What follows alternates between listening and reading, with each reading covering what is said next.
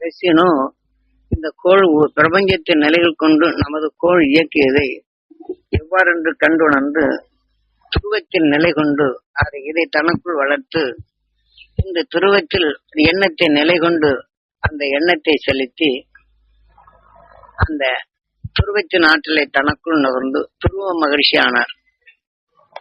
இப்போ இவர் கோலமா மகிழ்ச்சி கோளின் சக்தி இயங்கி அவர் காட்டிய நிலைகள் கொண்டு இந்த இயக்கத்தின் தன்மை அறியப்படும் போது இந்த கோளின் இயக்கத்தை காணுகின்றார் கோலமா மகிழ்ச்சி.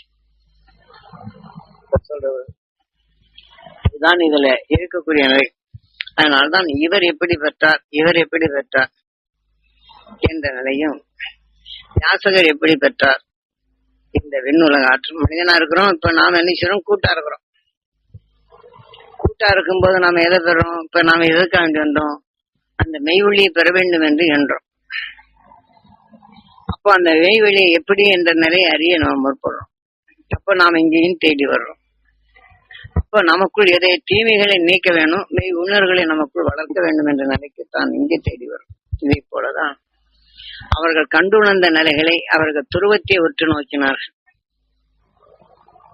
அதன் வழிகளின் துருவத்தின் ஆற்றல் பெற்ற அந்த துருவ மகிழ்ச்சியின் உணர்வுகளை இவர்கள் அறிகின்றார்கள். அதன் வழி கோள்களை பார்க்கின்றார்கள். இதெல்லாம் இவங்க அறிய முடியாது.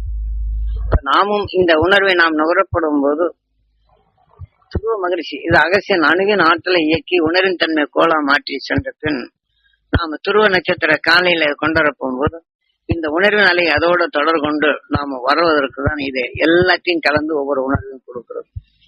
அப்ப நாம் துருவத்தை நுகர்ந்து பழகி கொண்டால் அதனின் ஆற்றல் விண்ணின் ஆற்றலை நாம் பார்க்க முடியும். விண்ணின் ஆற்றலை பார்க்க முடியும் என்றால் தன் உணர்வின் தன்மை இப்ப சப்தரிஷி மண்டலத்தின் உணர்வுடன் நாம் ஒன்றோம். அப்ப நாம் இந்த உடலை விட்டு நாம் சென்றோம் என்றால் நம்மளுக்கு இருப்பிடும் எல்லை அதுதான். அந்த எல்லையாக வைக்கிறோம்.